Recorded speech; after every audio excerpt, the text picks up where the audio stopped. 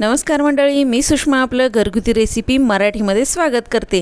आजची आपली मस्त अशी खासच रेसिपी आहे, ती म्हणजे आपले कोबी मंचुरियन। सगळ्यांची आवडती ही रेसिपी असते। खूपच भारी झालेली आहे आपली आजची कोबी मंचुरियन। तुम्ही एकदा नक्की ट्राय करून पहा। मस्त अशी कोबी मंचुरियन बनवण्यासाठी आपण फक्त 20 रुपयाचा कोबी वापरलेला आहे आणि 20 रुपयाच्या कोबीमध्ये 4 माणसं पोटभर कोबी मंचुरियन खाऊ शकतील इतका कोबी मंचुरियन बनतो आणि मस्त असे आपले हॉटेलपेक्षा भारी झालेले आहेत।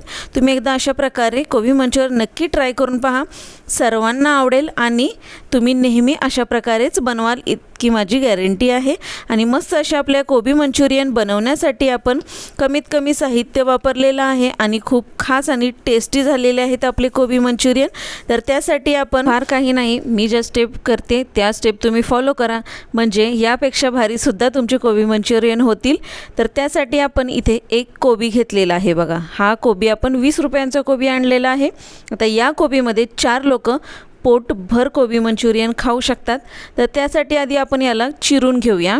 मी आधी चिरून याचे 4 तुकडे करून घेणार आणि नंतर मग किसून घ्यायचं याला। तुम्हाला बारीक जर चिरायचं असेल तरी सुद्धा चिरू शकता किंवा किसून घेतलात तरी सुद्धा चालतो, कारण उलट किसलेलाच खूप छान कमी वेळ पण आपला लागतो यासाठी आणि एक सारखा सुद्धा आपला किसून होतो। तर मी आता याला किसून घेते बघा, छोट्या किसणीने मी याला किसून घेते। अगदी बारीक छान असा आपल्याला हवा असा याचा किस पडतो। मस्त असं आपलं कोबी सर्व किसून घ्यायचं आहे पहिल्यांदा आपण आणि नंतर मग आपण बाकीच्या स्टेप फॉलो करायच्या आहेत। तर त्यासाठी बघा इतका बारीक आणि छान असा आपला हा कोबीचा किस पडलेला आहे। आता मी हे सर्व कोबी किसून घेतला आहे। आता आपण काय करायचं, यामध्ये मीठ घालायचं आहे।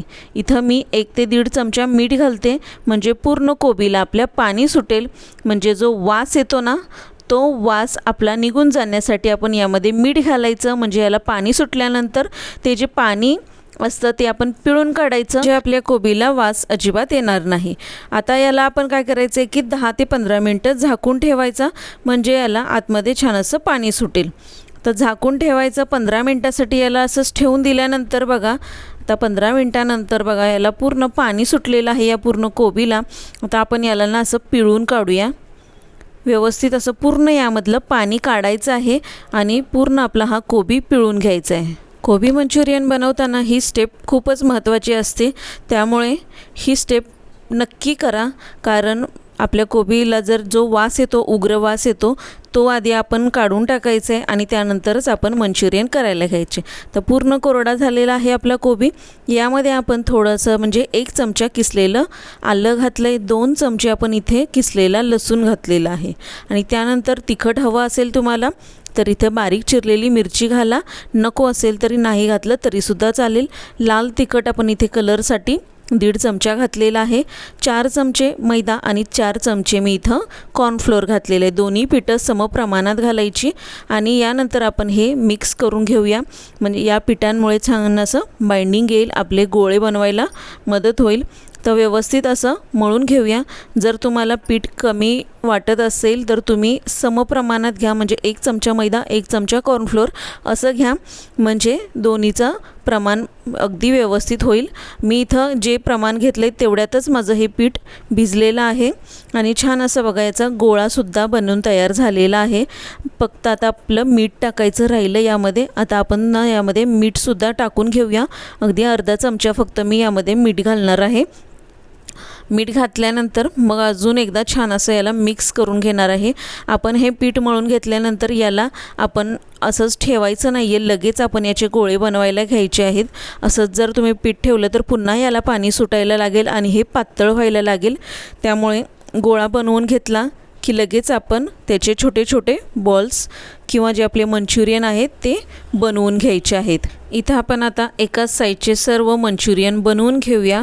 बघा छान असे गोळे बनवून घ्यायचे आणि छान बाइंडिंग आलेले आहे, एकदम मस्त असे आपले गोळे पण तयार होत आहेत।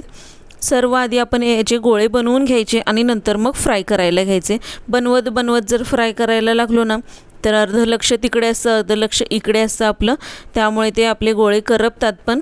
त्यामुळे आधी सर्व गोळे आपण बनवून घ्यायचे आणि मग एकदम तळायला घ्यायचं। अर्धे गोळे बनवून झाल्यानंतर मी तेल गरम करायला ठेवलं, म्हणजे तेल तोपर्यंत छान असं कडलं आहे आणि नंतर मग मी एकसारखे सगळे गोळे तळून घेतलेले आहेत। छान असे लालसर कलर येईपर्यंत आपल्याला हे मंचुरियन तळून घ्यायचे आहेत, म्हणजे खूप भारी टेस्ट लागते आणि क्रिस्पीसुद्धा होतात हे गोळे।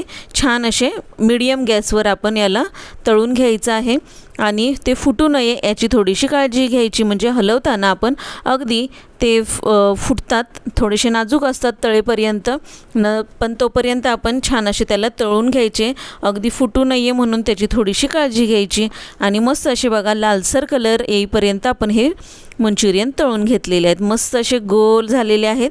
आता आपण या कढईमध्ये बघा, लोखंडाच्या कढईमध्ये 1 चमचा तेल घातलं आहे, त्यामध्ये किसलेला लसूण घालून घेतला 1 चमचा। लसूण थोडासा फ्राय होऊन दिला ना, त्याचं थोडासा कच्चा पण निघालं की नंतर मग यामध्ये मी 1 चमचा आलं घालणार आहे, तेही किसलेलं। चिरून घातलं तुम्ही तरीसुद्धा चालेल किंवा किसून घातलं तरीसुद्धा चालतं, त्यामुळे मी सर्वही किसून घातलेलं आहे। थोडंसं हे फ्राय करून घेतल्यानंतर मी यामध्ये मिरची घातली आहे, मला तिखट हवं आहे म्हणून मी दोन्हीकडे मिरची वापरली। तुम्हाला जर तिखट नको असेल तर तुम्ही अजिबात मिरची वापरू नका। इथं मी बारीक चिरून मिरची घातली, त्यानंतर 1 कांदा उभा पातळ चिरलेला आहे तो घातला आहे। इथे ढोबळी मिरची उभी पातळ चिरून घेतलेली घातली आणि मीठ घातले सोबत, म्हणजे हे दोन्ही छान असे फ्राय होतील।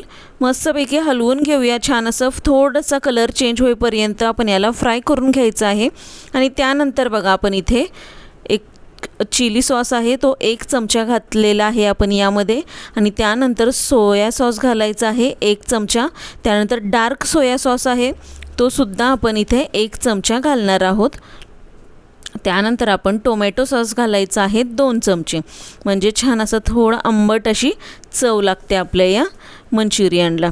हे सर्व आधी मी छान असं मिक्स करून घेतलं आणि नंतर मी 2 चमचे कॉर्नफ्लोअर अर्धी वाटी पाण्यामध्ये मिक्स केलं होतं कॉर्नफ्लोअर, त्याची स्लरी बनवली होती, ती स्लरीसुद्धा आपण यामध्ये घालून घेतलेली आहे आणि छान असं मिक्स करूया। आणि ही स्लरी थोडीशी शिजवायची, तुम्हाला जर लगेच हे आटलं ना तर वाटलं तुम्हाला तर वरून थोडंसं तुम्ही पाणीसुद्धा घालू शकताय। यामध्ये आपण शेजवान चटणी वापरायची बरं का, यामुळे अप्रतिम चव लागते आपल्या या कोबी मंचुरियनला, त्यामुळे 1 चमचाभर मी इथे शेजवान चटणी वापरली आणि आपले हे जे मंचुरियन होते ते यामध्ये घातलेले आहेत। 2 मिनटं छान असे फ्राय करून घेतलेत आणि नंतर आपण याला खाण्यासाठी सर्व करूया। मस्त असे आपले हॉटेलपेक्षा भारी झालेले आहेत कोबी मंचुरियन, बघता क्षणी तोंडाला पाणी सुटेल इतके भारी आपले हे मंचुरियन झालेले आहेत। तुम्ही एकदा नक्की ट्राय करून पहा, मी ज्या स्टेप केलेल्या आहेत त्या स्टेप करा, एकदम व्यवस्थित क्रिस्पी आणि टेस्टी तुमचे कोबी मंचुरियन बनतील, माझी गॅरंटी आहे। अशा प्रकारच्या रेसिपी बघण्यासाठी माझ्या चॅनलला लाईक, शेअर आणि सबस्क्राईब करून ठेवा, म्हणजे अशा प्रकारच्या छान छान अगदी झटपट आणि घरगुती पद्धतीच्या सर्व रेसिपीज तुम्हाला पाहायला मिळतील। माझा व्हिडिओ तुम्हाला कसा वाटला मला एकदा नक्की कमेंट करून सांगा। थँक्यू।